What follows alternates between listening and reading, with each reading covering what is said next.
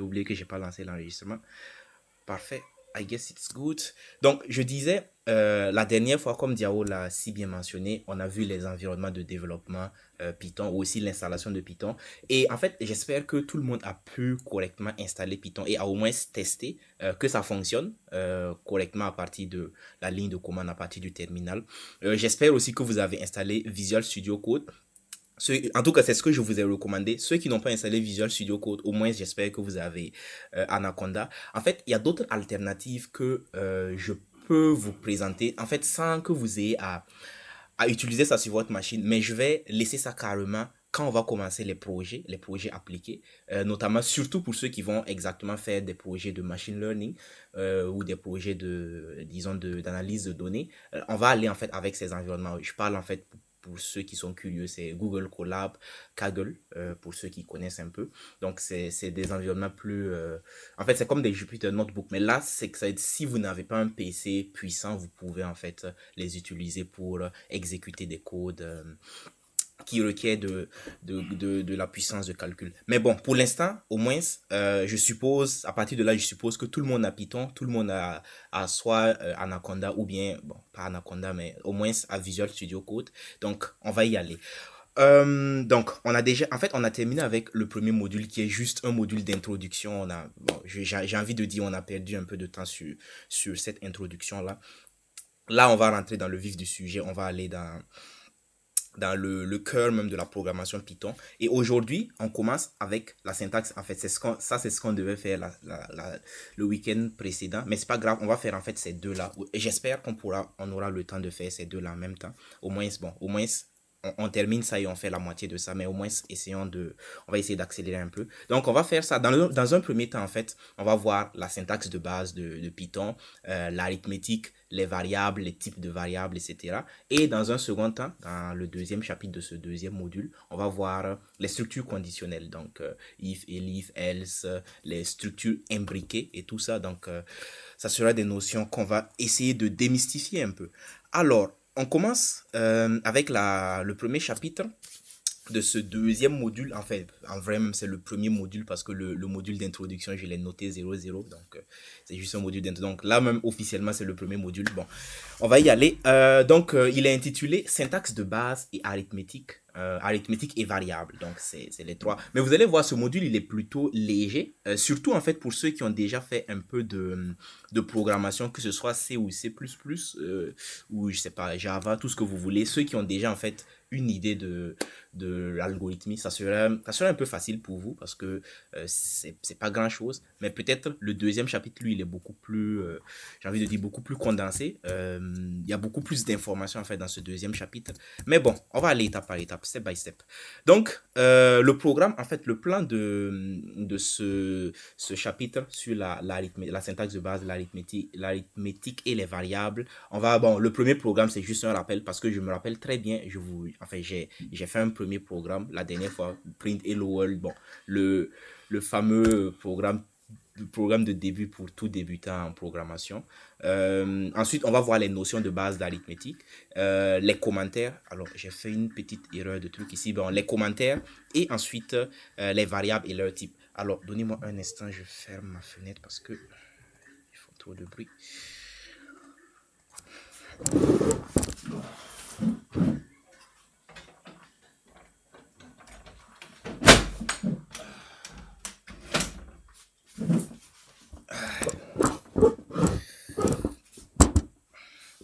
Parfait. Ok. Donc, pour un rappel, comme rappel de ce qu'on a vu brièvement la dernière fois, le premier programme, bon, ce que je vous avais dit, c'est quoi? C'est que, en fait, la tâche de base, la tâche basique, la tâche la plus simple que vous pouvez demander à un langage de programmation ou voilà, un programme informatique de faire, en fait, c'est tout simplement d'afficher un message. Et je vous ai dit la dernière fois, en fait, afficher un message, c'est pas forcément en fait, déjà, je veux pas en parler, mais bon, c'est pas en fait afficher quelque chose, un message, par exemple, sur une fenêtre graphique. Par exemple, ça, ce que vous voyez là, c'est une fenêtre graphique. C'est pas en fait afficher un message sur une fenêtre graphique, mais en fait, c'est afficher un message sur le terminal. Et je vous ai parlé longuement du terminal, si je me souviens bien. Je vous ai dit, en fait, dans un environnement de développement, il y a la partie où vous créez les fichiers, vous éditez les fichiers, vous enregistrez les fichiers et tout ça. Donc ça, c'est la partie en fait qu'on utilise le plus, peut-être à 80% du temps, c'est la partie qu'on utilise. Mais aussi, pour les plus avancés, en fait, il y a la partie du terminal et il y a certains, vous savez, Windows c'est un système d'exploitation. Il y a certains systèmes d'exploitation comme Linux, avec le kernel Linux. En fait, à la base, c'est juste en fait, c'est juste un terminal, c'est-à-dire c'est juste quelque chose comme ça, une console, une interface graphique où vous n'avez que ça. Imaginez un PC, vous achetez un nouveau PC et vous n'avez que ça. C'est-à-dire tout le PC c'est ça, c'est juste un terminal. Donc, et vous, en fait, vous faites tout à partir de ce terminal. Vous pouvez créer des fichiers, créer des dossiers, regarder des films. C'est-à-dire, le PC se résume juste à cette interface graphique-là. Donc, en fait, c'est juste pour vous dire, ça à la base, en fait, c'est ça même qui est à la base des OS, des systèmes d'exploitation comme Linux. Et aujourd'hui, ce que je veux dire, c'est que quand on demande d'afficher un message on demande à un programme d'afficher un message, en fait, il va juste afficher le message au niveau du terminal. Donc, je sais pas, quelqu'un a levé la main. Ok, d'accord. Donc, donc voilà, c'est ça. Le terminal, on va le voir, on va beaucoup l'utiliser. C'est quelque chose, si vous voulez en fait aller loin en programmation, il faut maîtriser ça. Ça, c'est des trucs de Linux et tout ça. Mais bon, au moins, c'est les commandes basiques, c'est des trucs qu'on va essayer de voir. Et comme je vous l'ai même dit la dernière fois, vous pouvez exécuter du Python à partir du terminal en fait. Regardez, quand je vous ai dit de vérifier que le Python il est bien installé chez vous, je vous ai donné une commande en fait, c'est-à-dire du texte pour vérifier est-ce que Python est vraiment installé. Par exemple, je tape chez moi, je fais Python-version pour voir en fait quelle version de Python j'ai sur ma machine, j'ai sur la machine que j'utilise actuellement.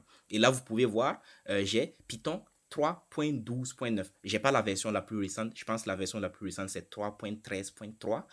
Si je ne dis pas de bêtises. Voilà. Donc, sûrement, vous allez avoir une version différente de la mienne. Mais ce n'est pas grave. À partir du moment où vous avez Python bien installé, ça va s'afficher comme ça.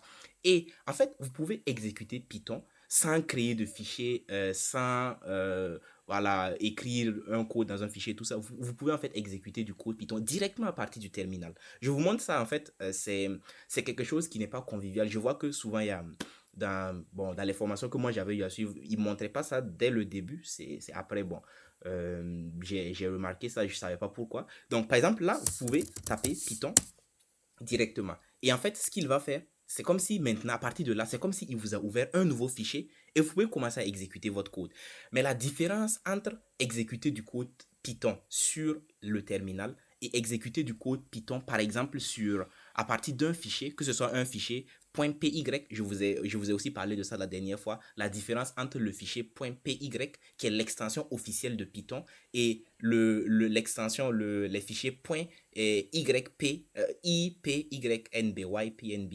Donc ça, c'est les notebooks Jupyter en fait, et c'est ce que j'utilise actuellement. Mais si vous vous rappelez très bien, on avait créé un fichier .py, pardon, et on avait écrit print hello everyone. Donc c'était ça le premier programme. Donc en fait, ce que je veux dire là, c'est que la différence entre exécuter un fichier, exécuter du code Python à partir du terminal et exécuter du code Python à partir d'un fichier, que ce soit un fichier py ou un fichier iPowerNB, c'est juste que dans les fichiers dans les fichiers en fait que vous allez créer, vous pouvez écrire un bloc de code, tout un bloc de code, exécuter bien sûr, le code va s'exécuter ligne par ligne, mais en fait vous pouvez écrire tout un code et l'exécuter. Mais en fait au niveau du terminal directement, quand vous écrivez une ligne, vous devez entrer en fait pour qu'il exécute ça. Donc en fait, il exécute directement. Dès que vous écrivez une ligne et vous entrez, il exécute pour voir d'abord est-ce que la syntaxe est bonne, il le compile. Ainsi de suite. Il l'interprète, pardon, c'est pas compiler. Compiler, c'est autre chose. Donc par exemple, là, je fais print, je fais le programme basique, hello world, voilà. Hello world, notre premier programme. Je ferme la parenthèse et il m'affiche hello world. Vous voyez, c'est ce que je voulais dire dès le départ par afficher du texte sur l'écran. Donc c'est ça, c'est-à-dire afficher quelque chose, c'est pas voilà créer une interface graphique et l'afficher, c'est juste en fait l'afficher au niveau du terminal. Donc vous demandez à la machine affiche-moi ça et il affiche ce que vous lui avez demandé d'afficher. Donc ça c'est le programme basique, c'est la tâche basique la plus basique que vous pouvez demander à un langage de développement, un langage de programmation de faire, que ce soit en C, C++, etc. Ça dépend, voilà. Mais dans chaque langage, le programme le plus basique que vous pouvez lui demander de faire, affiche-moi du texte, il va l'afficher. Affiche-moi un nombre, il va l'afficher. Voilà. Donc, c'est ça, c'est ce qu'on a vu la dernière fois. Donc, c'est juste un petit rappel. Print Hello World. Donc, ici, l'avantage avec les notebooks Jupyter, c'est quoi? C'est que vous pouvez exécuter du code intermédiairement. Donc, vous allez mettre le code dans une cellule de code, ce qu'on appelle je pense que je vous ai parlé aussi brièvement de ça la dernière fois. Dans en fait, les notebooks Jupyter, il y a deux types de cellules. En fait, eux, les Jupyter, ils fonctionnent en cellules, c'est-à-dire vous exécutez du code dans des cellules, vous écrivez du texte dans des cellules, mais dans deux cellules, en fait, c'est deux types de cellules. Le premier type de cellule, c'est les cellules de code, code cells, et la deuxième type de cellule, c'est les cellules de texte, en fait, ce qu'on appelle le markdown. Donc, c'est juste du texte, en fait. Voilà. Donc, et ça, vous voyez, le code que j'exécute là, c'est dans une cellule de code. Et ce que j'écris là, vous voyez le texte que j'écris là, même tout ça, le titre et tout ça, bon, vous allez voir, pour ceux qui sont un peu familiers avec HTML, je peux écrire en fait du HTML directement en fait au niveau du notebook. Il est vraiment assez convivial, intuitif à utiliser, surtout pour ce genre de choses dont on est en train de faire actuellement. Voilà. Donc, j'ai affiché print hello world. Bah, oui, il m'a redonné ce que je lui ai donné entre parenthèses. Ça, en fait, comment on appelle ça? Le print, peut-être certains se posent la question. Le print, en fait, c'est ce qu'on appelle une fonction. C'est une fonction dont l'objectif, tout simplement, c'est comme un écho. Vous lui dites hello, il affiche hello. Vous lui dites bonjour, il affiche bonjour. C'est juste son travail comme ça. Donc, les fonctions, on va les voir en détail. On va les voir dans les moindres détails. Je sais plus c'est dans quel module. Je pense dans le module même qui suit, dans le module 3, on va voir les fonctions. Ah ouais, c'est même dans ce module-là. Ok, très bien. Donc, on va voir les fonctions en détail. Mais en fait, juste retenez que ça, c'est une fonction. Voilà, ça prend quelque chose et ça redonne en fait cette même chose. Ça l'affiche au niveau en sortie. Voilà. Donc, voilà, c'est votre premier code. Toute chose commence par un premier pas. Ça, c'est une citation que j'aime bien. Un voyage de 1000 lieues commence toujours par un premier pas, de Lao Tse. Alors, très bien. Une fois que ça, c'est bon, je pense que là, tout le monde est sur le même pied d'égalité. On est sur la même longueur d'onde. Donc, on va commencer maintenant avec l'arithmétique avec Python. Alors, quand je parle d'arithmétique, en fait, c'est rien de magique. C'est la même arithmétique qu'on a tous vu, je sais pas moi, au collège, hein, même avant, au préscolaire, au scolaire, oui, c'est ça. Donc, c'est la même arithmétique, comment faire la multiplication, la division, l'addition et tout ça. On va juste le voir, enfin, on va juste l'appliquer sur Python. Donc, déjà, ce qu'il faut savoir, c'est que les mêmes types d'opérations qu'on connaît mathématiquement, l'addition, le plus, la soustraction, le moins, la multiplication, le fois, la division, oui, l'opérateur division, tout ça, en fait, on peut les utiliser sur Python. En fait, c'est comme si vous pouvez utiliser Python comme une calculatrice. La même chose que vous faites avec une calculatrice, tout ce que vous pouvez faire avec une calculatrice, vous pouvez le faire avec un langage de programmation, en l'occurrence Python. Voilà. Donc, on commence ici avec donc, c'est ce que j'ai. En fait, c'est juste ce que j'ai dit ici. Et ce que je vais présenter là, c'est juste les opérations, les principales opérations. Donc, disons les opérations de base. Donc, qui sont il y a les quatre. Mais bien sûr, il y en a une panoplie. Vous pouvez écrire des équations, les équations les plus complexes. D'ailleurs, ceux qui font de la modélisation, ceux qui sont dans les maths et tout ça, je pense notamment à Wahabou. Donc, vous pouvez en fait faire tout type de modélisation avec Python en fait. Donc, là, je ne vais pas vous présenter toutes les opérations, juste les opérations de base et step by step, au fur et à mesure, on va voir en fait les autres opérations les plus complexes. Donc, la première opération ici qu'on voit, c'est l'addition.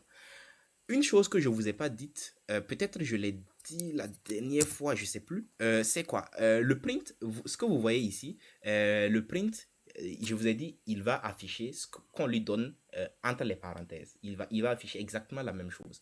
Mais en fait, c'est une particularité des notebooks. Vous pouvez ne pas utiliser le print pour afficher quelque chose.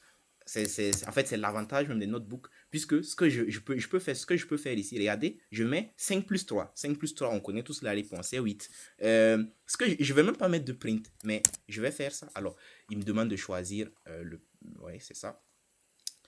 Il va m'afficher le résultat sans que je n'ai demandé explicitement d'afficher le résultat. Puisque print, sa fonction, c'est d'afficher quelque chose, d'afficher un résultat. Donc, mais là, ce que je peux faire mais ça, c'est uniquement avec les notebooks Jupyter. Ça, vous ne pouvez pas le faire avec un fichier .py en fait. Je pense que je vous en ai parlé la dernière fois. Je sais plus. Mais c'est en fait l'une des fonctionnalités, l'un des avantages de ces notebooks-là, c'est que vous pouvez afficher quelque chose en fait, sans demander explicitement cet affichage-là. À partir du moment où vous écrivez ça et vous exécutez, il va afficher en fait le résultat, la sortie en fait de l'opération. Mais attention, c'est je ne sais pas si je dois vous dire ça maintenant parce que c'est pas grave.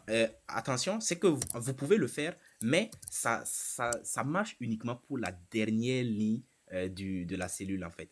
Qu'est-ce que je veux dire par là? Regardez, je fais 10 plus 5. 10 plus 5, en principe, on connaît tous le résultat, c'est 15. Alors, je fais ça. Vous voyez, il m'a affiché le 15, on est d'accord. Mais regardez, qu'est-ce que je fais? J'ajoute une deuxième ligne, je lui dis le 5 plus 3.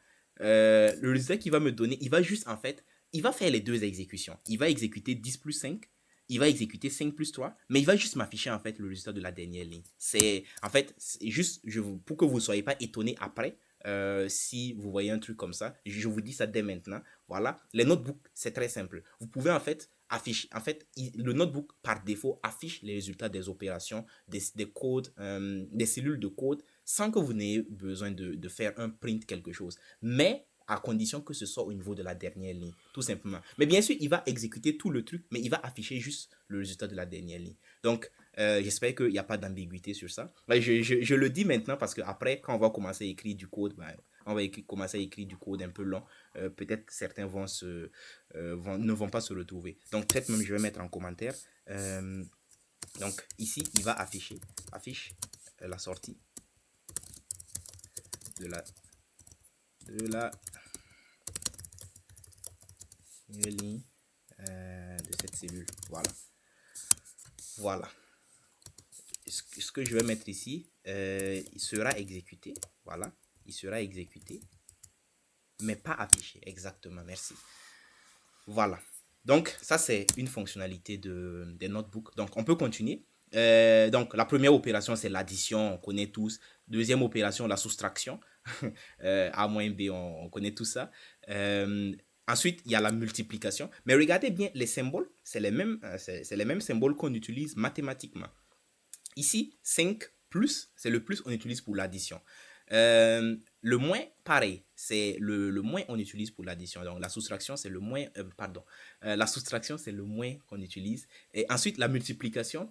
Alors, ici, une petite différence avec les maths, c'est que mathématiquement, quand on veut faire la multiplication, on va faire quelque chose du genre 9 et on va mettre le fois comme ça. Donc, alors, je ne l'ai même pas. Voilà, on va faire quelque chose comme ça. Mais avec Python, ça ne marche pas. Ça, c'est pas, pour Python, ça, c'est pas le symbole de la multiplication. Ça, c'est un X pour Python.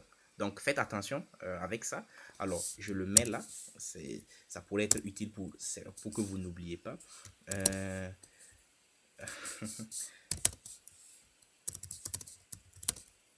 Alors, symbole. Je voulais dire le contraire, n'est pas le symbole. N'est pas le symbole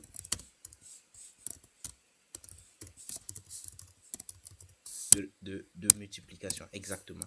Donc, ça, le X ici, bon, on va l'appeler X. Donc, ça, ce n'est pas le symbole de multiplication.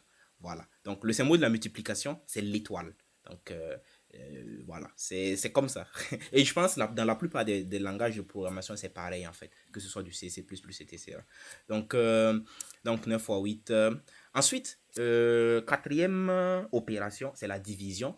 Alors, d'ailleurs, on va voir ça après, mais je voulais juste déjà vous mettre en garde parce que en programmation, il y a plusieurs types de division. Donc, mais la division la plus simple qu'on connaît, avec laquelle on est familier, c'est tout simplement la division simple. Donc, le symbole, d'ailleurs, c'est même pas ça le symbole. En principe, mathématiquement, c'est ça le symbole.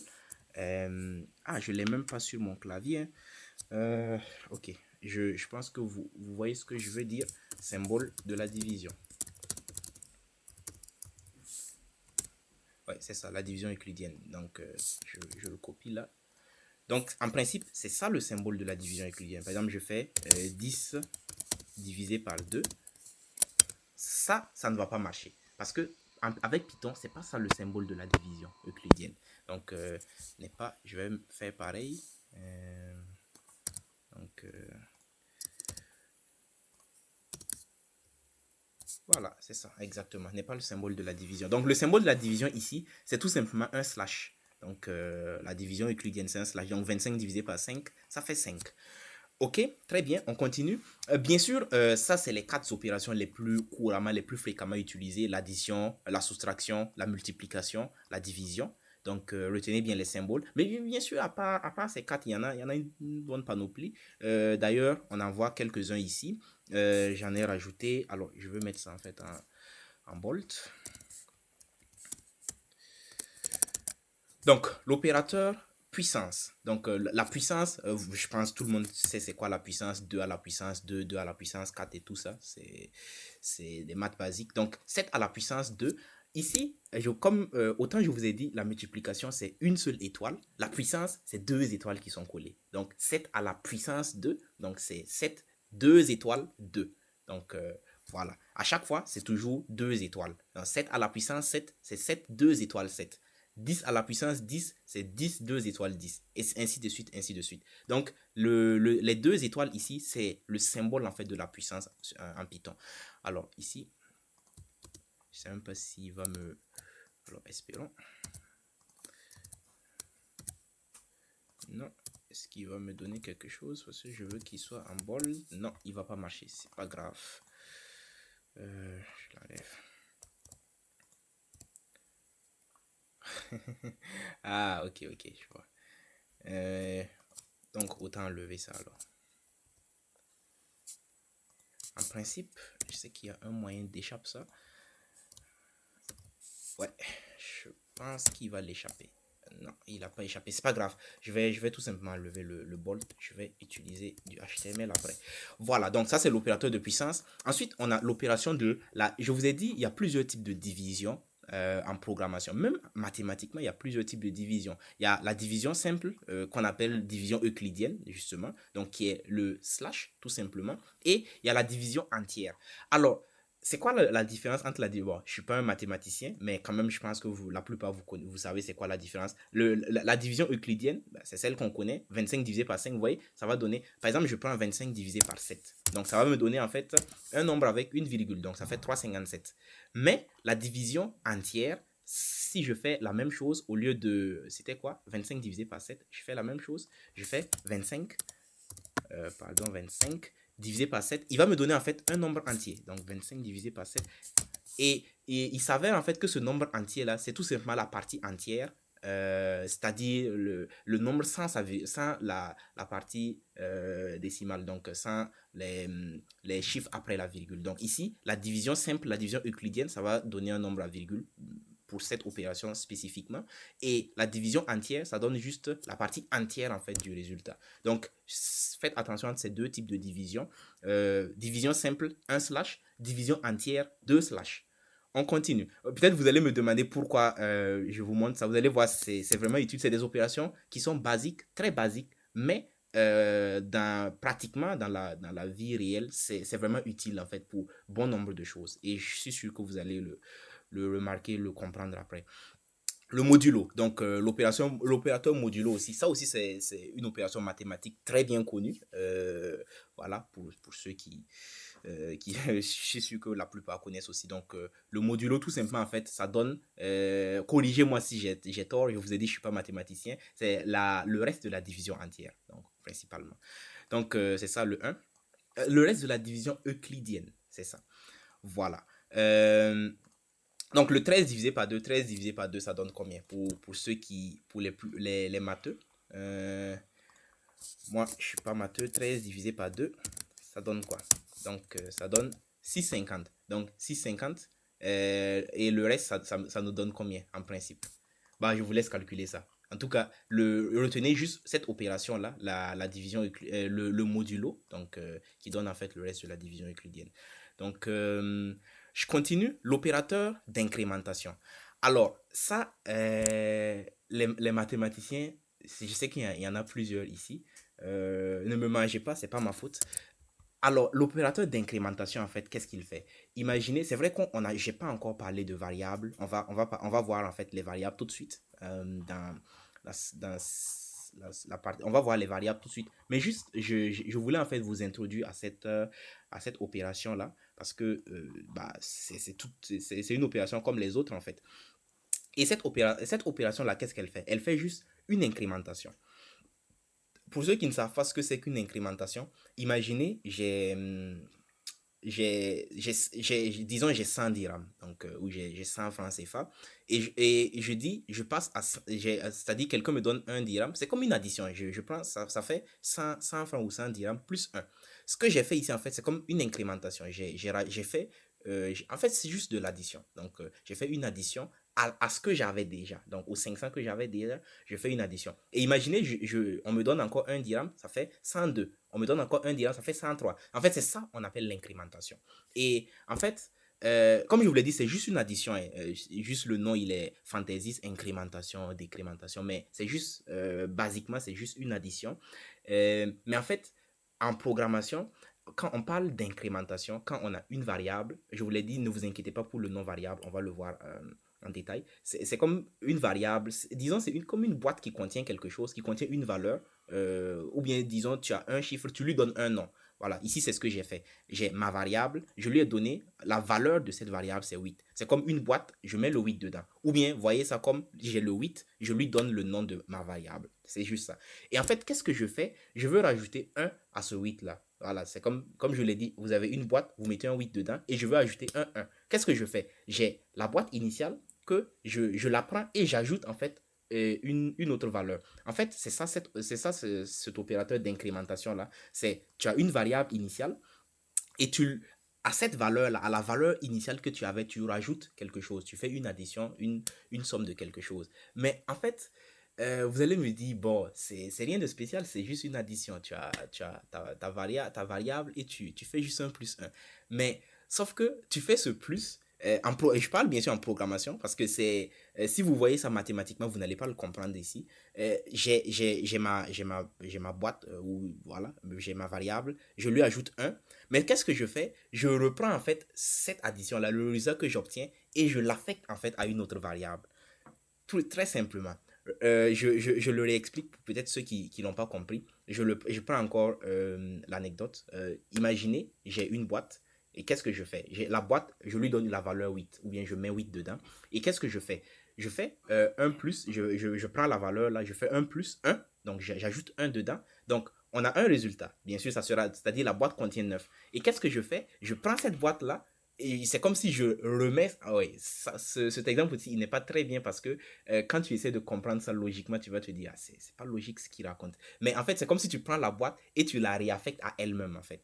C'est ce qui se fait en programmation ici. Donc, juste pour ne pas vous embrouiller, c'est un truc, vous allez voir très fréquemment, vous allez vous habituer à ça. Mais mathématiquement, en fait, c'est pas logique. Donc, mais en programmation, oui, ça se fait. Ça dit, tu as une variable qui a une valeur, notamment ici 8. Ma variable a la valeur 8. Et qu'est-ce que je fais? Je prends la valeur que j'avais, le 8. Et qu'est-ce que je... En fait, c'est ça, je prends le 8, j'ajoute un et je réaffecte ça à la même variable que j'avais. Vous voyez, c'est simple. Peut-être vous allez me demander pourquoi en programmation, pourquoi mathématiquement c'est pas logique, mais en programmation c'est logique. Ça, on va descendre un peu dans les bas-fonds sombres de l'informatique que j'aime pas du tout. C'est-à-dire côté low level, c'est-à-dire côté hardware. En fait, c'est un peu comme ça que fonctionne. En fait, je veux dire, pour expliquer ça, il faut en fait vous parler en fait de comment les langages de programmation gèrent la mémoire et tout ça. Mais en fait, c'est très simple. C'est-à-dire, vous avez un espace mémoire. En fait, je dois parler de ça dans les variables, mais je vais vous spoiler pour rien, mais c'est pas grave. Vous avez un espace mémoire. En fait, vous donnez un nom à cet espace mémoire-là. Par exemple, ma variable ici. Et vous lui donnez, vous avez voulu affecter une valeur. C'est comme une case mémoire. Donc, une case, vous lui donnez un nom qui est ma variable et vous lui affectez une valeur qui est 8 ici. Et ensuite, qu'est-ce que vous allez faire? Vous allez prendre la valeur qu'il y a dans cette case, vous ajoutez un et vous réaffectez à ce même espace-là, en fait. C'est l'opération qu'on fait ici. Bon, je ne vais pas m'attarder sur l'explication de ça, mais quand même, si vous ne réfléchissez pas mathématiquement, logiquement, c'est assez simple à comprendre. Donc, on a une valeur, on fait une incrémentation, une somme, et on réaffecte à la même variable, en fait, ou au même espace, à la même case mémoire, simplement. J'ai mis ce même là parce que quand j'écrivais ça, je me suis rappelé, en fait, que j'ai vu un même comme ça. Pour les programmeurs, quand on fait ça, en fait, c'est cette opération-là. Et plus égal. Donc, c'est ça on appelle l'opération d'incrémentation. Et vous pouvez faire l'incrémentation de un, de 2, de 3, de 4, comme vous voulez. Donc ici, par exemple, si je fais une incrémentation de 5, qu'est-ce que je vais faire? Basiquement, ce que je fais, c'est je prends la valeur, le 8, et je lui ajoute 5, et je réaffecte ça, en fait, à ma variable. Et je l'affiche. C'est-à-dire, à la base, la variable, c'est 8. Et qu'est-ce que je fais? Je lui ajoute 5, je réaffecte ça à ma variable, et je l'affiche. Il va me donner 13. Exactement. Mais généralement, en fait, quand on fait de l'incrémentation, c'est de 1 en fait. Généralement, mais ça n'empêche pas de faire une incrémentation de 1000, 10 000, comme vous voulez. Et ici, cette opération-là, en fait, cette opération, c'est plus égal. C'est-à-dire, je ne vais pas rentrer dans les détails. Plus égal, en fait, c'est équivalent à celle-là. C'est équivalent à cette opération. Alors, je la mets en gras pour que vous puissiez le constater.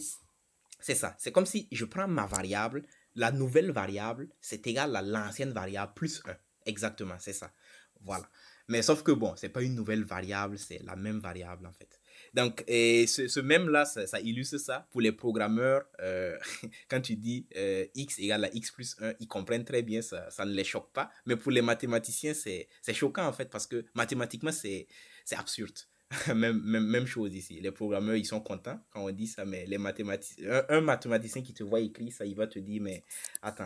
euh, bon, les mathématiciens, je suis désolé, c'est pas ma faute ça. Donc, on continue. Donc, ça, c'est vraiment les opérations de base. L'addition. Voilà, on a l'addition, la soustraction, la multiplication, la division simple, la division euclidienne, l'opérateur puissance 2 étoiles, donc 7 à la puissance 2, 7 2 étoiles 2, la division entière qui donne disons la partie entière en fait du résultat de la division euclidienne, le modulo et l'opérateur d'incrémentation. Voilà. Ensuite, comme je vous l'ai dit, ce n'est pas les seuls opérateurs, il y en a une panoplie. Et d'ailleurs, même quand je parle je viens juste de parler d'incrémentation. Et il y a l'opérateur inverse qui est la décrémentation. C'est-à-dire, au lieu d'ajouter quelque chose, vous retranchez quelque chose à la variable. Et ça, c'est là où j'ai fait plus égal. Pour la décrémentation, en fait, par exemple, c'est moins égal. Bon, j'ai noté ça là. Euh, voilà. Oups. Alors, il refuse de me mettre ça en bold. C'est pas grave. Je vais utiliser du HTML. Bon, ça devrait aller. Ah ouais, je vois pourquoi. Juste, je mets ça en gras pour que ça soit bien visible pour ceux qui ne voient pas, même s'ils refusent. Ah, voilà, donc ici, moins égal, c'est l'opérateur de décrémentation. Multiplier égal, en fait, c'est la même chose, mais cette fois-ci, c'est comme si vous prenez l'ancienne variable, vous multipliez par un certain nombre, bon, 1 par exemple, et vous le réaffectez, ou vous la réaffectez à l'ancienne variable. Et à la division, vous pouvez faire ça avec toutes les opérations. À partir du moment où vous voyez une opération basique comme le plus, le moins et une égalité, pensez juste à l'incrémentation, à la décrémentation, simplement. Bien sûr, bon, ça c'est juste fantaisiste. Pour si vous voulez pas vous embrouiller, vous voulez pas vous casser la tête, vous pouvez juste écrire ça comme ça, comme ce que j'ai écrit ici. C'est la même chose en fait. Mais sauf que bon, c'est plus, ils disent que c'est plus pythonique, c'est plus beau d'écrire, c'est plus court et c'est plus beau en fait. Voilà. Par exemple, vous pouvez écrire quelque chose comme ça. Donc, ça fait, vous avez ma variable, la nouvelle valeur de cette variable là, c'est l'ancienne valeur plus 1 en fait. Vous pouvez faire la même chose, moins 1, je sais pas moi, moins 1, diviser, multiplier, comme vous voulez. Voilà. Très bien. Donc, si ça c'est compris, on passe à la partie suivante. Donc, Euh, oui, ça aussi, c'est une partie importante. En fait, vous connaissez bien les règles d'arithmétique. J'ai pas besoin de toutes les rappeler ici. Mais vous savez en fait que quand on fait, ici, ce qu'on a vu, c'est juste les opérations, elles sont faites singulièrement. Donc, elles sont faites uniquement. C'est-à-dire, soit je fais l'addition, soit je fais la multiplication, la division et tout ça. Mais souvent, on a besoin en fait de combiner ces opérations dans une seule et même opération en fait. On a besoin de combiner ces opérations arithmétiques dans une même opération mathématique. Et souvent, quand c'est comme ça peut porter à confusion. Bien sûr, il y a des règles bien spécifiques qui régissent la priorité de certaines opérations arithmétiques par rapport à d'autres. On sait tous, la multiplication et la division sont prioritaires par rapport à l'addition et à la soustraction. C'est des règles qu'on connaît, mais en programmation, on évite en fait toujours l'ambiguïté. Parce que si vous écrivez, regarde, juste, comme illustration, regardez cette opération. Si je vous dis directement, donnez-moi le résultat de ça, c'est sûr que sur combien de personnes, je sais pas moi, sur 32 personnes, je pense qu'on aura peut-être 20 réponses différentes. Peut-être, je sais pas. Donc, mais pourtant, quand même, c'est la même opération qui est écrite. En fait, pour illustrer ça, je voulais chercher, il y a un mème, je l'ai même vu ce matin. Malheureusement, je ne l'ai pas retrouvé. Je me rappelais plus du nom du mème. Je l'ai vu ce matin. En fait, c'est pas grave, c'est pas grave. En fait, c'est un mème qui donne une opération et on te demande le résultat. Mais l'opération est tellement elle est tellement ambiguë que ça fait polémique au sein des réseaux sociaux. J'ai vu ça sur Twitter ce matin en fait. Mais bon, malheureusement, j'ai pas pensé à l'enregistrer. Mais c'est ça. Donc, juste en fait, ce que je veux vous dire par là, c'est que pour toujours éviter l'ambiguïté lors des opérations arithmétiques, ajouter des parenthèses. C'est valable en mathématiques. C'est quelque chose qu'on a appris en mathématiques. En programmation, surtout, c'est primordial. Donc, évitez toute ambiguïté. Quand vous faites plusieurs opérations, on sait tous, oui, la multiplication est prioritaire, la division est prioritaire, mais de grâce, ajoutez des parenthèses pour qu'on puisse bien lire en fait les opérations. Et c'est ce que j'ai j'ai mentionné dans cette remarque-là, que j'ai d'ailleurs pas. Alors, c'est pas grave. En fait, j'ai écrit ça à la hâte, raison pour laquelle j'ai pas bien formaté. Anyway, c'est pas grave. Donc voilà, c'est ce que j'ai dit ici. Cependant, nous pouvons toujours contrôler l'ordre des opérations dans nos calculs en utilisant les parenthèses. Exactement. Donc ici, je veux que ça soit d'abord 2 plus 8. Le 2 plus 8 soit fait prioritairement, le 6 moins 4 soit fait prioritairement. Ensuite, je fais le résultat de ça multiplié par ça avant de faire la division.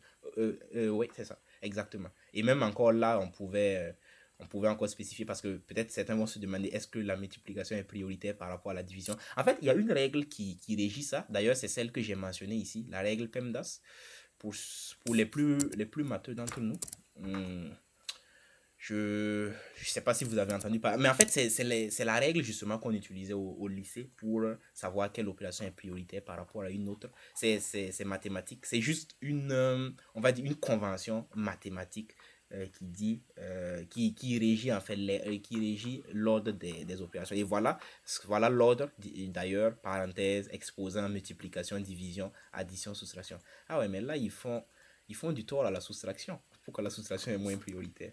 Donc voilà, c'est un peu ça. Peut-être je peux mettre ça en attaché pour les plus curieux. Euh, voilà, c'est ça. Ok, donc vous pouvez tout simplement cliquer ici pour retrouver l'article que je viens de montrer là. Je continue. Voilà. Donc ça c'est bon pour les opérations arithmétiques. C'est vraiment les opérations de base. C'est les plus simples. On va voir on va en voir plusieurs d'ailleurs dans le deuxième chapitre. Quand on va voir les structures conditionnelles avec les booléens, les opérateurs booléens, on va voir d'autres opérateurs. Mais juste retenez ces opérateurs basiques là. Alors ici j'ai fait un typo, c'est les commentaires. Voilà. Donc, la troisième partie, on va voir en fait les commentaires. Quand je dis commentaires, en fait, c'est ce à quoi vous pensez. C'est exactement ça. Comme un commentaire de match de foot. Donc, il faut aussi commenter votre code. Pourquoi? Peut-être vous allez me demander pourquoi commenter son code. Peut-être même vous avez la réponse. En fait, souvent, vous pouvez écrire un code aujourd'hui vous l'écrivez très bien, vous le comprenez très bien. Et le lendemain, vous allez vous lever et vous savez plus ce que vous avez écrit dans ce code. Ça, c'est quelque chose de... Ça arrive à tout le monde. D'ailleurs, il y a un mème qui... j'aime beaucoup les mèmes. En tout cas, si je retrouve ces mèmes-là, je vais les rajouter ici. Qui dit que quand j'écrivais le code hier nuit, seul moi je le comprenais. Hein? Non, seul Dieu et moi le comprenaient. Et quand je me suis réveillé, maintenant seul Dieu le comprend. Donc, en fait, juste pour vous dire l'importance, à quel point les commentaires sont importants, parce qu'en fait, ça vous permet, dans un premier temps, de documenter votre code, enfin, pas d'expliquer le code, mais au moins, vous laissez des commentaires pour savoir pourquoi vous avez écrit ça, pourquoi vous avez noté quelque chose. Et autre chose aussi, c'est que souvent, dans certains projets, vous devez collaborer. Vous devez collaborer avec d'autres personnes, des camarades de classe, peut-être même en entreprise, vous devez collaborer avec d'autres personnes. Donc, il faut forcément, en fait, que les autres, vous n'écrivez pas le code pour vous seul. C'est pas pour votre seule compréhension. Il faut aussi que les autres comprennent ce que vous écrivez. Et pour cela, il faut commenter le code. Il faut documenter le code. C'est une bonne pratique. C'est pas obligatoire, mais c'est souhaité. C'est une bonne pratique. Donc, tout simplement, c'est ça. Comme je l'ai dit ici, les codes sont utilisés pour... Hein, les commentaires sont utilisés pour annoter le code et nous aider et aider les autres à mieux le comprendre. Exactement, surtout les longs codes. Et en Python, ça c'est valable dans tous les langages que vous allez rencontrer. Et en Python, principalement, il y a deux types de commentaires. Il y a les commentaires sur une ligne et il y a les commentaires sur plusieurs lignes. Donc, dites multiligne. Alors, un commentaire sur une ligne, c'est simple. C'est ça, en fait, c'est une ligne de code. Je ne l'ai pas commentée et elle est normale. Mais en fait, quand vous voyez le symbole at, c'est même pas at, c'est quoi? C'est dièse, non? Oui, c'est ça, le symbole dièse. J'ai oublié comment on appelle ça en anglais. Donc, en fait, quand vous voyez ce symbole-là, c'est un symbole qui est assez connu. C'est utilisé pas seulement en Python, c'est utilisé dans plusieurs autres langages. Je pense notamment au Bash, pour ceux qui connaissent. C'est utilisé en fait pour les commentaires. C'est-à-dire, en fait, qu'est-ce que fait le commentaire? Tout simplement, quand je mets ce symbole devant une ligne, il ne va pas l'exécuter. Simplement, c'est ça. C'est-à-dire, vous le mettez juste pour juste comme référence, juste pour noter, spécifier quelque chose, mais si vous l'exécutez, rien ne va se passer. Pour preuve, voilà, j'exécute mon code, il ne s'est rien passé, rien ne s'est affiché en sortie. Et si vous voulez, si vous ne me croyez pas, j'écris le même code, voilà, bonjour tout le monde, j'ai fait ça. Ouais, je vais vous montrer ça aussi, ce qu'il vient de truc. Je fais ça, vous voyez, il va afficher le résultat. Mais dès que je mets le symbole de commentaire devant, bah, il n'affiche plus rien. Donc, en fait, ce que Python fait, ce que l'interpréteur fait ici, quand il exécute ce code-là, il ignore la ligne, tout simplement. Donc, il ne prend pas ça en compte. Il ne l'interprète pas. Et ça, c'est le commentaire sur une ligne. Mais en fait, c'est pas obligé que ça soit au début, en fait, de la ligne. C'est-à-dire, ce que Python fait, c'est que quand vous mettez ça, tout ce qui suit, tout ce qui est à droite de ça ne sera pas exécuté. Mais s'il y a quelque chose à gauche, il va être exécuté. Regardez, par exemple, je refais ça, ce qu'il me suggère. Regardez, j'écris bonjour tout le monde. Mais ça, vous voyez, déjà, vous voyez, la couleur change. La couleur, quand on met un commentaire, la couleur change. Ça devient vert pour le commentaire à une seule ligne. Regardez ici, j'ai mis étoile et j'ai écrit un commentaire également, mon commentaire sur une seule ligne. Mais en fait, si j'exécute ça, bah, il va m'afficher correctement le code qui est à gauche ici. Il va me l'afficher sans souci, sans se plaindre. Mais à partir du moment où il croit ce symbole-là, il ignore le reste de la ligne. Voilà. Donc, c'est ça le commentaire à une seule ligne en Python. Quand il est au début, quand il est sur une ligne entière, l'interpréteur Python ignore cette ligne-là. Mais quand il est mis quelque part, par exemple là, comme ça, et que voilà, vous mettez quelque chose après ça, il ignore juste ce qui est après ça. Mais avant ça, il va l'exécuter correctement. Ensuite, ça c'était le commentaire sur une seule ligne. Il y a le commentaire qu'on dit multiligne, sur plusieurs lignes. Et ça, au lieu de l'étoile, on met en fait comment on appelle ça, des guillemets. Donc, on met en fait des guillemets. Combien de guillemets? En fait, il y en a trois. Donc, trois guillemets au début et trois guillemets à la fin, tout simplement. Donc, vous voyez là, j'ai écrit mon commentaire sur plusieurs lignes. Et ça, vous voyez, c'est pas sur les mêmes lignes. Et voilà le symbole du commentaire multiligne. Il y a trois guillemets au début et trois guillemets à la fin, tout simplement. C'est ça. Donc, et une fois de plus, comme je l'ai dit, alors là, vous allez me dire, ah mais Alban, tu mens, il a affiché quelque chose en sortie. En fait, je mens pas.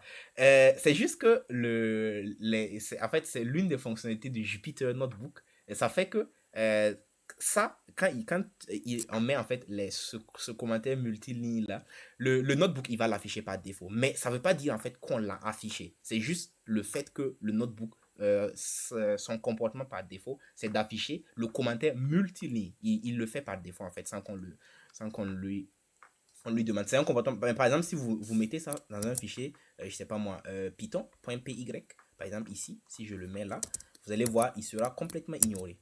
J'exécute ça, par exemple.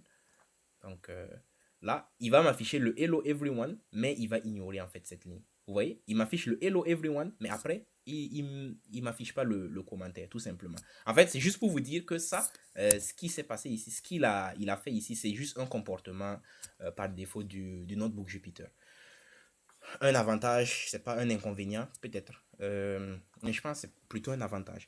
Alors, j'ai dit quoi? En exécutant ce code, vous remarquerez que les deux premières lignes mises en commentaire sont... Oui, bien sûr. Donc ça, cet exemple encore pour les commentaires, c'est ça. Donc, quand vous mettez le dièse au début, il va ignorer ça, malgré que j'ai écrit, pourtant c'est du code Python, j'ai écrit là. Et là, le commentaire sur plusieurs lignes, il va également l'ignorer. Et enfin, il va afficher ce qui n'est pas commenté. Voilà. Donc, je pense que là, c'est clair. C'est plutôt simple. Toujours pour ceux qui ont fait un autre langage, c'est assez facile à comprendre. Alors, ensuite, on passe à la partie la plus intéressante de ce chapitre-là, ce premier chapitre de ce deuxième module, ce sont les variables.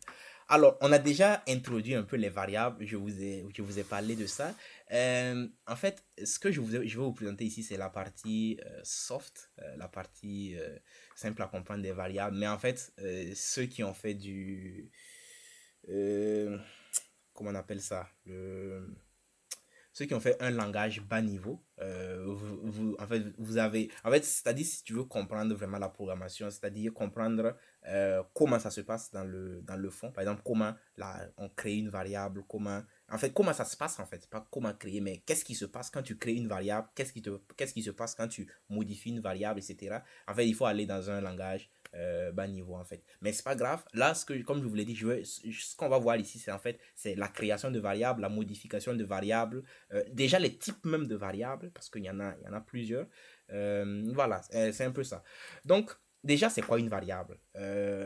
Variable, en fait, le nom, il est significatif. Le nom, il indique déjà ce qu'il fait. C'est-à-dire, c'est quelque chose qui est variable, qui change. Et en fait, c'est ça. On va dire, moi, pour définir ça simplement, j'ai envie de dire, c'est comme si vous étiquetez quelque chose. Par exemple, on a vu les opérations. On a vu, par exemple, prenons quoi? Prenons quelle cellule comme exemple? Bon, ça, on a déjà vu ça. Prenons, par exemple, cette opération. L'opération de l'addition, la plus simple ici. L'opération de 5 plus 3. Ce que j'ai fait ici, c'est quoi? Imaginez, oui, ok, j'ai affiché le résultat de ça. Mais imaginez, j'ai besoin, là j'ai affiché le résultat directement. Mais imaginez pour des opérations après, dont j'aurai besoin après, j'ai besoin en fait d'enregistrer en fait le résultat de cette opération. Au lieu d'afficher et de perdre mon résultat, en fait, ce que je veux, c'est enregistrer ce résultat intermédiaire dans quelque chose. Je ne sais pas c'est quoi ce quelque chose pour l'instant. Et je veux le réutiliser. Donc, en fait, c'est là l'importance des variables. C'est quoi? C'est-à-dire, c'est comme des boîtes. Disons une boîte simplement, comme je vous l'avais expliqué. Disons, c'est comme une boîte dans laquelle vous allez stocker quelque chose. Ça peut être une chaîne de caractères. Bon, je ne vais pas vous spoiler avec les différents types. Ça peut être, en tout cas, ça peut être par exemple un chiffre, un nombre ou le résultat d'une opération complexe, comme vous voulez. Donc, tout simplement, c'est ça le principal objectif, le principal but de la création ou des variables, c'est ça, c'est de stocker une opération. Mais qui peut être variable, comme son nom l'indique. C'est-à-dire, je peux stocker n'importe quoi dans la variable. Donc, et je peux changer en fait ça après. Prenons un exemple. Je nomme ça par exemple ma variable. et je stocke en fait le résultat de cette opération, le 5 plus 3. Bon, bien sûr, c'est simple, on n'a pas forcément besoin de stocker ça. Mais imaginez, voilà, je stocke ça dans ma variable. Et en fait, peut-être j'aurai besoin de ça après. Donc, je peux l'utiliser. Par exemple, là, c'est vrai que je réaffecte ma variable. Mais ici, qu'est-ce que je fais en fait? Là, j'ai initialisé une nouvelle variable. Mais je pourrais en fait utiliser cette même variable que j'ai initialisée ici, là, et faire l'incrémentation. Au lieu en fait d'affecter en fait 8 à ça, je vais dire ok, je n'affecte pas le 8, je laisse ça comme ça. Et ici, ce que j'ai fait, 5 plus 3 en fait, comme par hasard, ça donne 8. Donc, j'ai créé une variable, j'ai mis quelque chose dans la variable. Donc, la variable a un contenu qui est bien sûr 8, le nombre 8. Et je veux réutiliser ça après en faisant par exemple une incrémentation. Donc là maintenant, je prends et je fais une incrémentation de 1. Donc ça dit le contenu de la variable va varier et ça devient 9. Voilà, simplement. Donc en fait, c'est ça l'utilité des variables. Donc j'enlève ça et je reviens à, là où j'étais. Donc c'est ça. En gros, c'est ce que j'ai expliqué ici. Une variable, ce n'est rien. Oui, comme je le disais, si vous voulez vraiment comprendre les variables, il faut aller au niveau il faut aller un peu en low level, au bas niveau. Mais en fait, concrètement, juste pour ne pas vous perdre, en fait, concrètement, une variable, c'est juste une case mémoire. Parce que le PC, le matériel du PC, en fait, c'est constitué, c'est constitué, en fait, voilà, vous avez une mémoire, bien sûr, et dans ces mémoires-là, en fait, c'est constitué de cases, en fait. Donc, c'est juste une case mémoire. Juste prenez ça comme une zone de la mémoire où vous allez stocker une valeur dans cette zone-là. Donc, ça dit, cette zone a un nom. Donc, vous allez donner un nom à cette zone. Vous réservez une zone. Vous lui donnez un nom et une valeur, simplement. Le nom, c'est pour pouvoir identifier la zone. Parce que si vous avez besoin de la valeur et que vous n'avez pas quelque chose pour identifier, comment vous allez retrouver en fait votre zone? Donc, vous réservez une zone mémoire dans votre mémoire, vous lui donnez un nom et vous stockez quelque chose en fait dans cette zone mémoire. Simplement, comprenez ça simplement comme ça. Voilà. Donc les variables sont utilisées pour enregistrer des résultats qu'on souhaite réutiliser plus tard. C'est ce que je vous expliquais tantôt. C'est pour enregistrer quelque chose que vous allez réutiliser par la suite. Donc vous pouvez voir une variable comme un sac. Ouais, là je suis allé très fort. C'est comme un sac de maïs, tout ce que vous voulez. C'est comme un sac et dans lequel en fait on va placer quelque chose. Mais en fait ce quelque chose c'est très généralement, c'est juste temporairement en fait. Très généralement.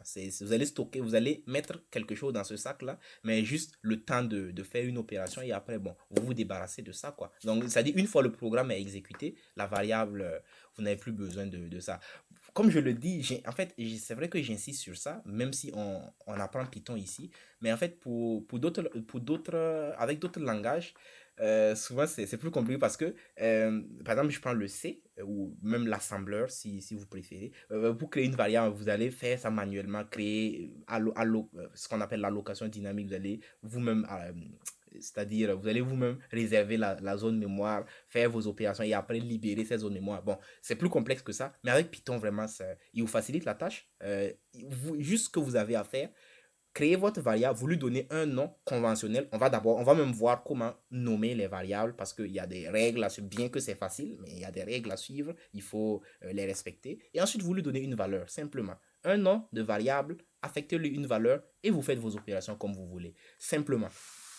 Alors, et bien sûr, les variables, il y en a plusieurs types. Je pense que ça, c'est juste après. Je ne sais pas pourquoi j'ai mis cette image ici.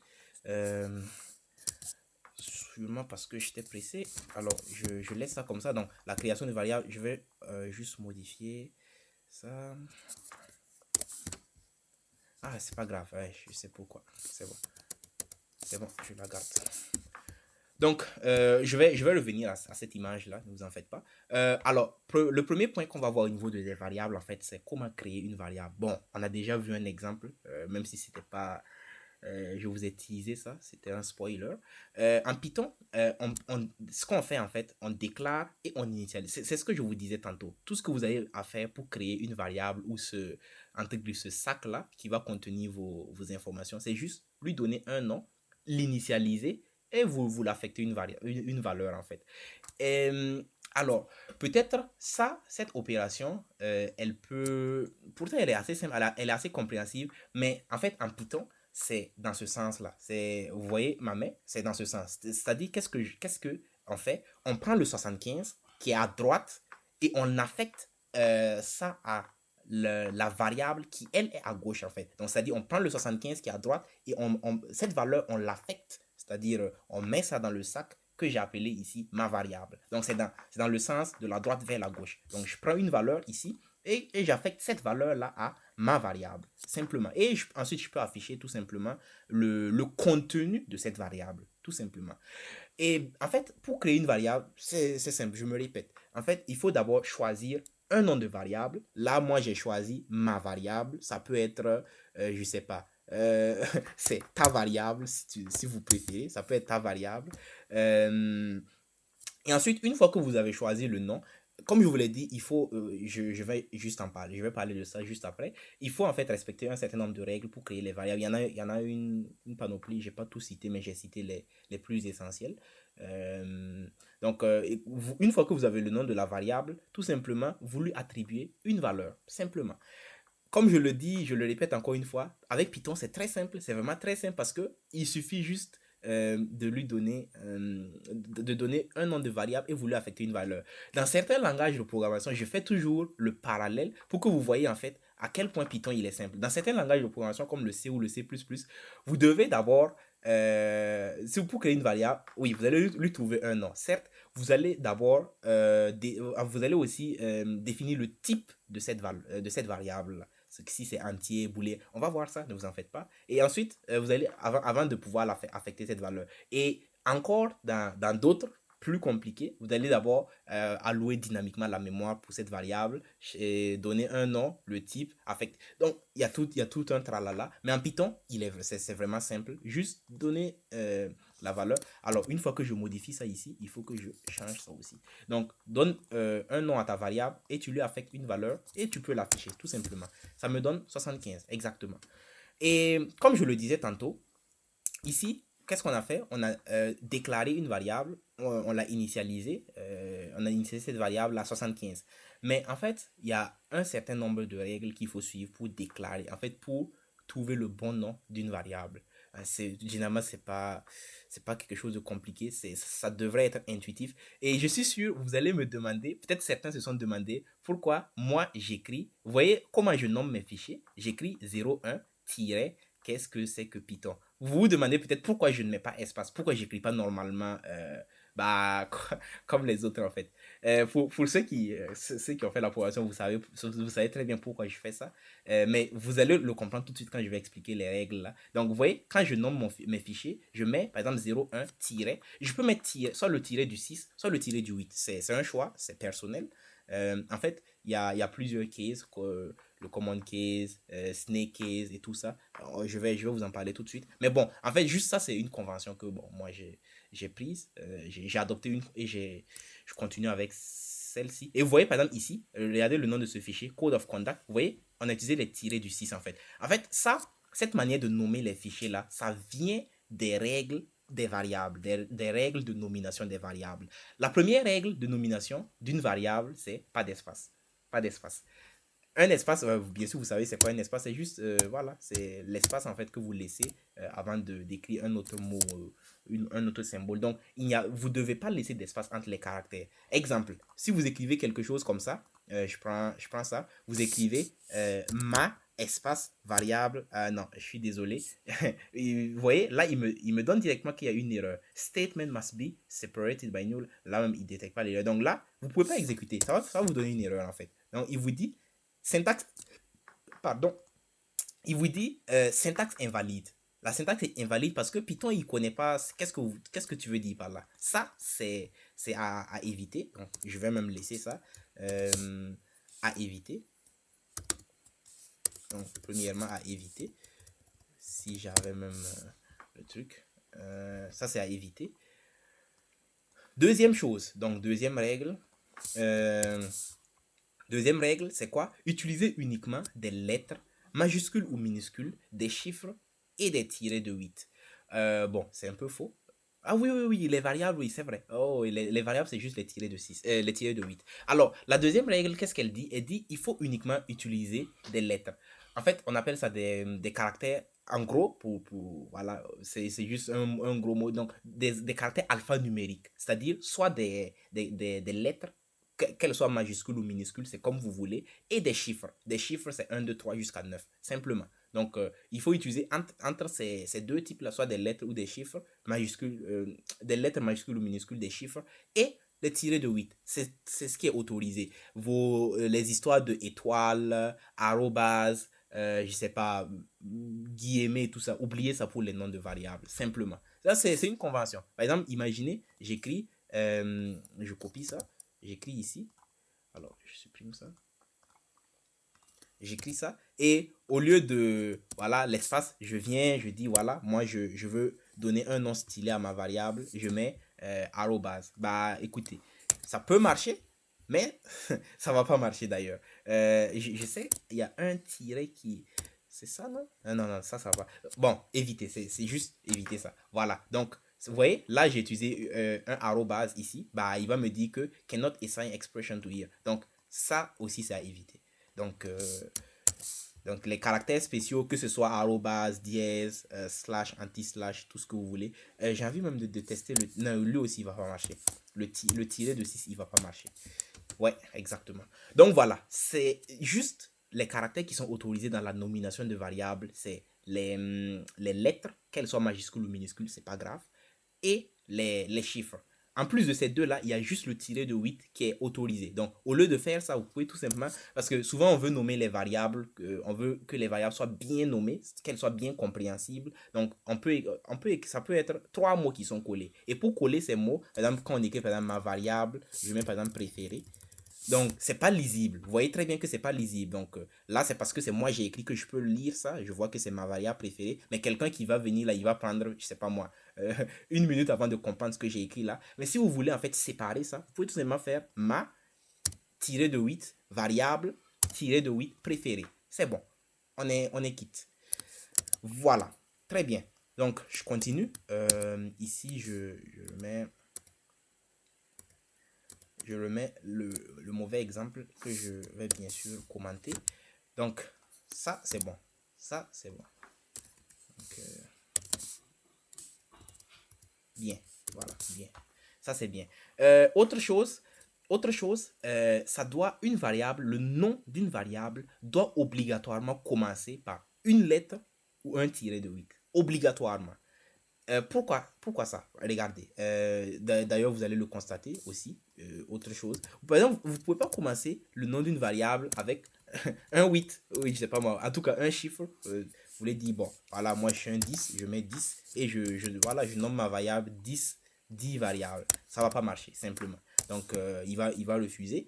C'est une convention. Donc, si on dit de ne pas faire, bah, il faut pas le faire. Donc, en fait, c'est des trucs assez basiques, mais vous allez voir souvent, bon, les gens ne respectent pas ça. Et après, ils prennent beaucoup de temps pour trouver l'erreur. Mais pourtant, c'est des trucs assez basiques comme ça. Donc, commencer par un chiffre, ça va pas marcher. Donc, il faut toujours commencer par soit une lettre ou bien un tiré de 8. Voilà. Simplement. Donc, je laisse ça à éviter aussi. Et je commente.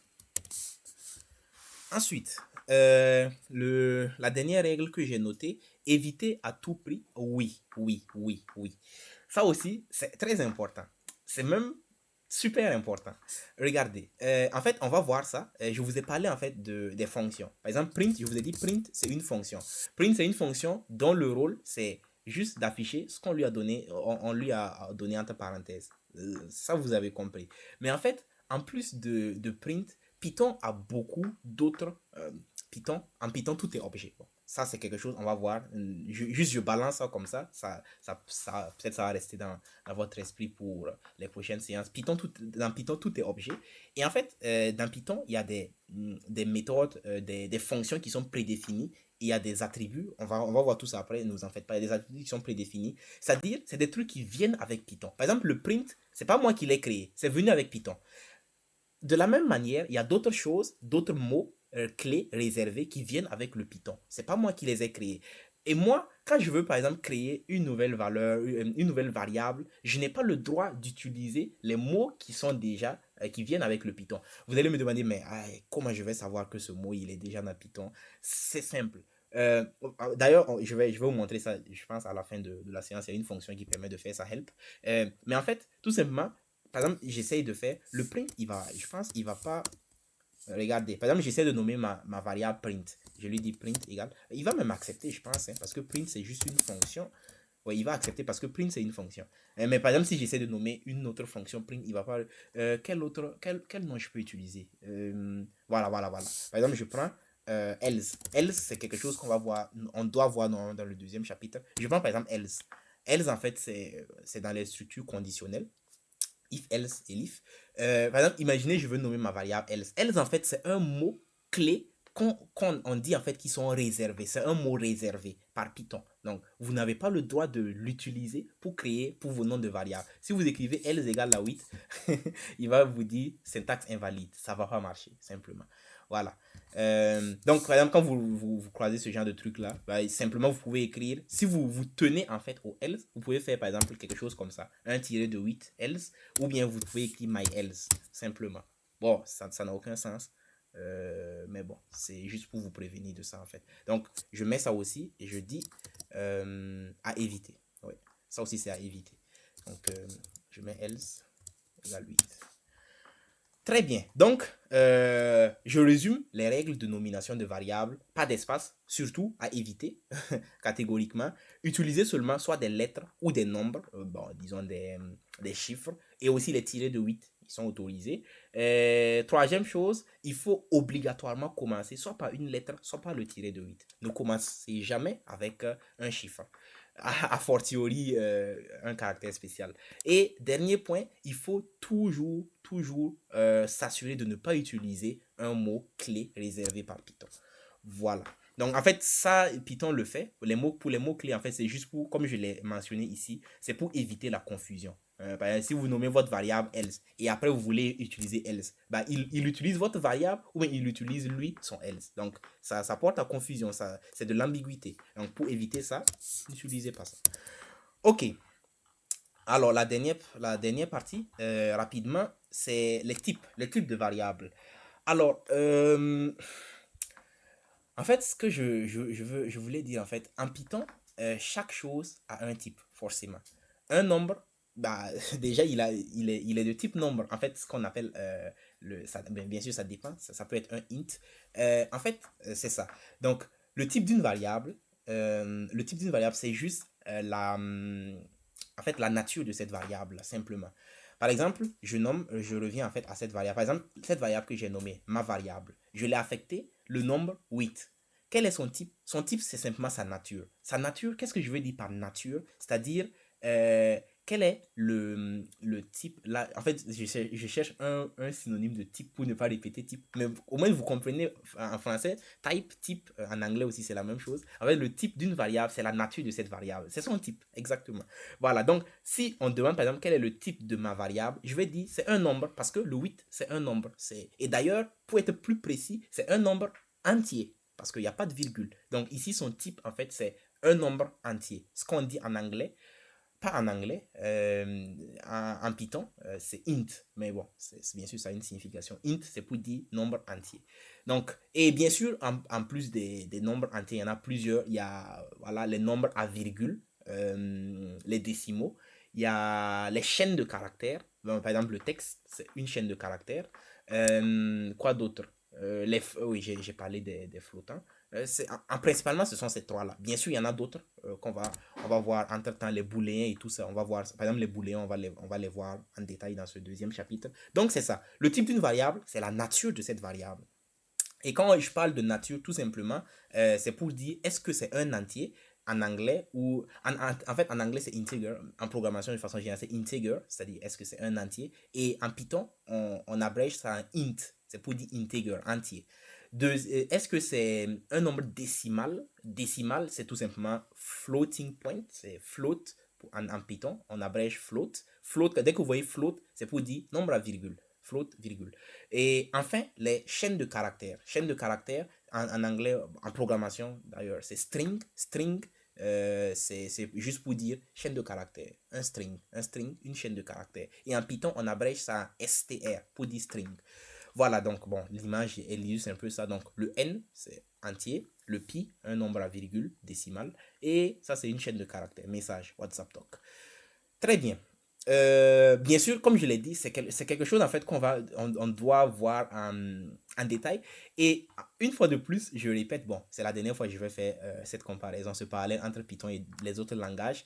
L'avantage de Python, ce qui fait pas sa beauté, parce que je suis pas très en fait, c'est bien pour les débutants, c'est plutôt pratique, mais souvent ça peut poser des problèmes. En fait, ce que je veux dire, c'est quoi? L'avantage avec Python, c'est que, comparativement à d'autres langages, c'est que vous n'avez pas besoin de déclarer le type d'une variable lors de son initialisation. Ici, regardez, j'ai dit à ma variable, à cette variable-là, je l'affecte la valeur 8, un entier, un int. Mais à aucun moment j'ai dit à Python que ça c'est un int. Il va deviner tout seul en fait que le 8 c'est un int. Mais dans d'autres langages de programmation comme le C, le C++, le Java, vous devez lors de l'initialisation dire que la variable que vous initialisez là, il est de type int.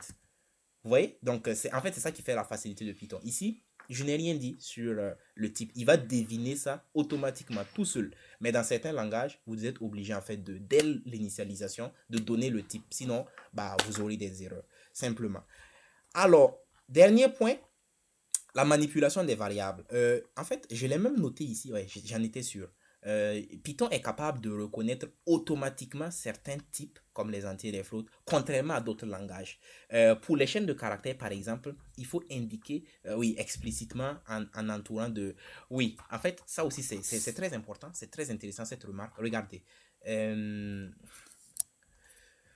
Regardez là, ce que j'ai fait, comme je vous l'ai dit, quand je fais ma variable égale 8, alors ma batte est faible, c'est pas grave. J'ai fait ici ma variable égale 8. Il a reconnu automatiquement en fait que c'est un entier. Mais regardez, je fais quelque chose. Je mets des guillemets. Je mets ça ici et je l'affiche. En fait, il y a une fonction même. Je ne sais pas si c'est ici que j'ai montré la fonction. Ah oui, en fait, je l'ai mis en commentaire. C'est pas grave. Peut-être vous là, je reviens là. Attendez un instant. Je reviens là. Oui, bien. Je viens là. Ici, qu'est-ce que je fais? J'affecte 8 à ma variable. Mais imaginez, bon, je sais pas, voilà, je sais pas c'est quoi le type de 8. Je sais pas c'est quel type. Je peux faire en fait quelque chose du genre type et je lui dis quel est le type de ma variable. Pour savoir en fait à quel type Python a attribué cette variable là. Et je peux afficher, il va me dire int. Et je vous ai dit en haut, int, c'est tout simplement pour dire integer. Alors, je vais faire quelque chose, une petite correction que sont juste, je mets ça en bullet point pour que ça soit plus lisible. Bon, comme je vous l'ai dit, le cours, je l'écris au fur et à mesure. Souvent, je fais des modifications, en fait. Donc, c'est pas encore parfait, mais bon, au fur et à mesure, j'améliore ça. Donc, on a les entiers, integer ou int, les nombres décimaux float, les chaînes de caractères string. Donc, voilà. Vous voyez, ici, il a automatiquement détecté que ça, c'est un int. Donc, c'est un entier. Maintenant, comme je vous l'ai dit, ici, je l'entoure en fait de guillemets, bon, ce que vous voulez, et j'affiche en fait maintenant son type. Et vous allez, pourtant c'est le même 8, hein, c'est le même 8, juste que j'ai entouré ça de guillemets. Regardez, il me donne le type, il est différent. C'est un type str. Str, c'est pour string, comme je vous l'ai dit plus haut ici. String ou str, c'est une chaîne de caractères. En fait, juste ça, ça vous introduit directement en fait à comment les chaînes de caractères sont initialisées en Python. On utilise en fait les quotes, comment on appelle ça? C'est pas les glyphes. J'ai dit ça tout de suite, mais j'ai encore oublié. Donc voilà, on utilise ce symbole-là pour en fait spécifier les chaînes de caractères, tout simplement. On entoure en fait, que ce soit. Là, vous voyez, c'est un 8. Hein, en principe, 8, c'est un nombre. Mais à partir du moment où vous mettez en fait les glyphes, ça devient en fait automatiquement une chaîne de caractères. Quel que soit ce que vous allez mettre ici. Si vous voulez, on met, c'est pas moi, 2000, voilà. Oups, j'ai pas fermé. Donc, à partir du moment où je mets ça, ça devient une chaîne de caractères.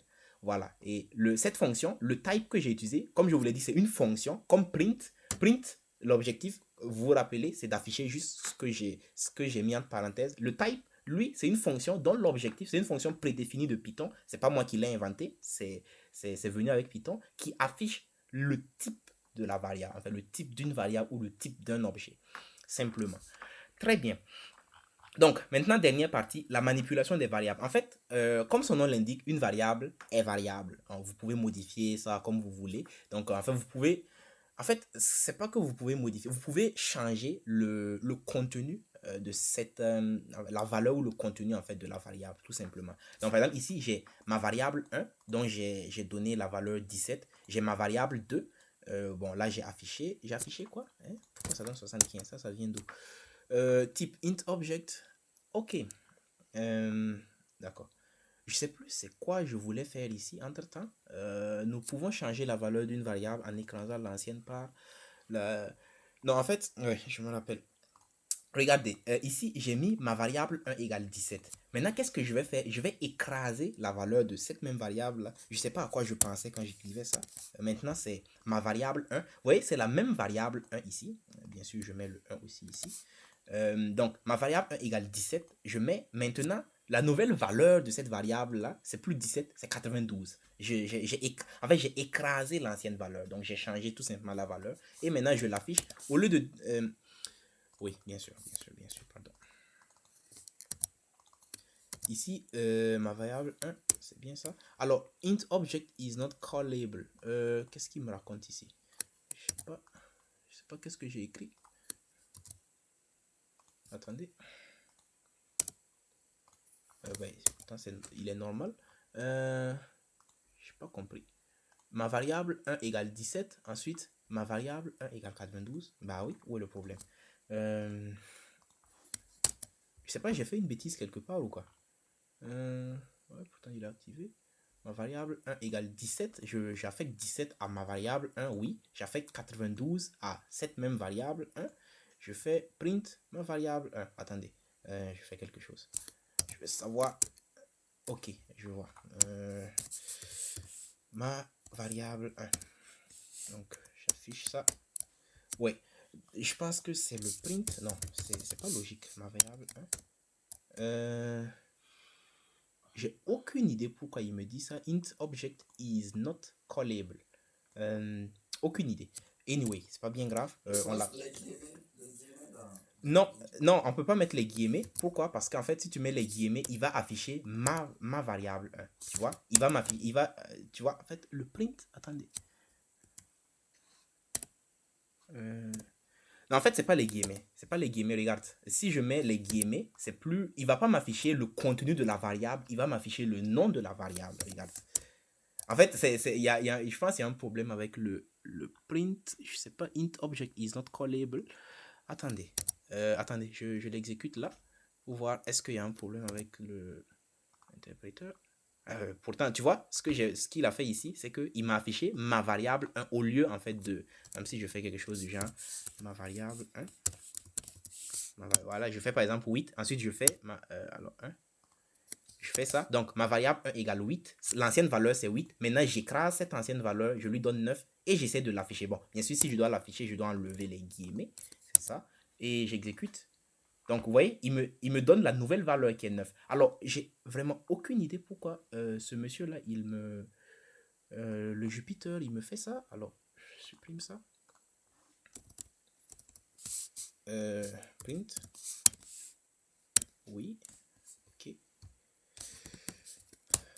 Non, je pense qu'il a un problème. Je sais pas pourquoi le Jupiter me fait ça, mais c'est pas grave. C'est juste un petit bug.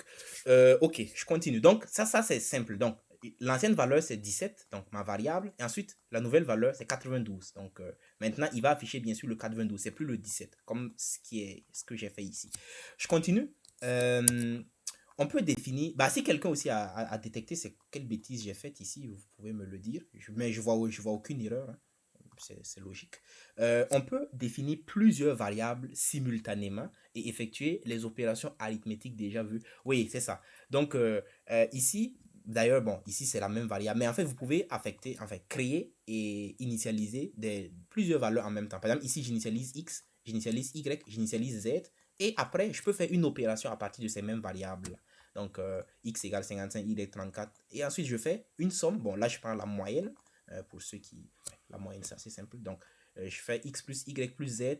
Mais bien sûr, je mets les parenthèses. Je vous ai bien dit, si vous ne mettez pas les parenthèses, il peut y avoir ambiguïté. Et d'ailleurs, c'est le cas ici. Si vous ne mettez pas les parenthèses, il va d'abord faire Z divisé par 3 avant de faire les additions. Alors, c'est pas ce qu'on veut. On veut d'abord faire X plus Y. Ça vous montre vraiment l'importance des parenthèses.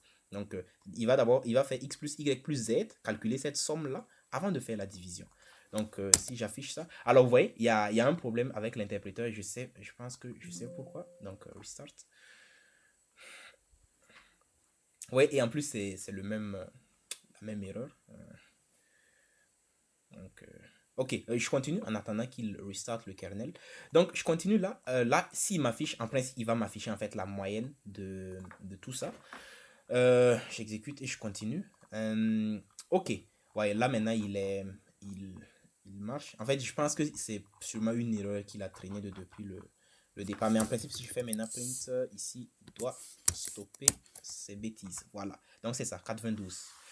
Ok, donc en fait ça marque carrément la fin de ce chapitre. Juste deux remarques, c'est juste bon, des rappels hein, pour résumer. Donc pour ne pas oublier, en fait j'en ai déjà parlé. Vous pouvez utiliser à chaque fois type, enfin en anglais type, pour savoir quel est le type d'une variable justement, la nature d'une variable, si c'est un entier, un booléen justement, on va voir ça tout de suite.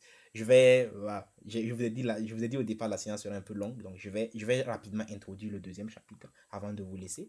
Vous pouvez utiliser type pour déterminer le type d'une variable. En fait, c'est une fonction prédéfinie. Deuxième chose, deuxième remarque, c'est que, en fait, je ne l'ai peut-être pas dit, mais les variables, l'utilisation des variables ça devient vraiment primordial à partir du moment où vous avez des valeurs qui... En fait, comme son nom l'indique, c'est variable. C'est-à-dire, vous avez des valeurs qui vont changer au fur et à mesure. Donc, vous allez, par exemple, initialiser une variable dont vous avez besoin après, en fait. Donc, vous allez modifier ça après. Donc, en fait, plus les codes, ce que je veux dire par là, c'est que plus les codes, votre programme devient complexe, plus, en fait, l'utilisation des variables nous facilite grandement la tâche. Parce que, souvent, pour certaines opérations, vous n'allez quand même pas écrire une opération sur, je sais pas, une ligne de, je sais pas moi, 1 kilomètre, vous allez utiliser des variables intermédiaires pour faire cette opération-là, en fait.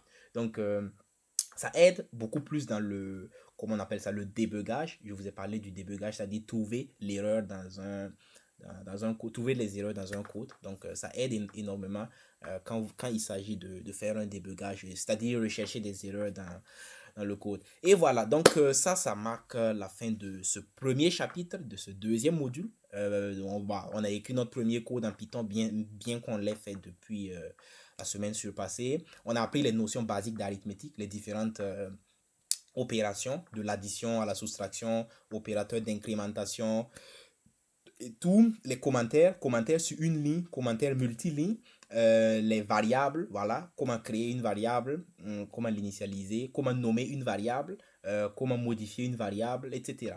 Donc, en fait, j'ai pas eu le temps de rajouter les ressources complémentaires. Ça, vraiment, je l'ai écrit manuellement. Ça m'a pris beaucoup de temps. Donc, j'ai pas eu le temps de compléter, en fait, avec les ressources complémentaires, de checker ça. Mais bon, c'est pas bien grave. Alors, comme je l'ai dit rapidement, je vais vous introduire à cette partie-là avant de vous laisser pour aujourd'hui. Je sais pas, est-ce que vous avez des questions jusque-là? Non? Euh, c'est... Attends, qui rit là? Pourquoi tu ris? Qui est en train de rire? C'est Ibrahima qui rit? Ah, d'accord. Ok, très bien. Comme je l'ai dit, je vais continuer. Alors, mais pour cet enregistrement,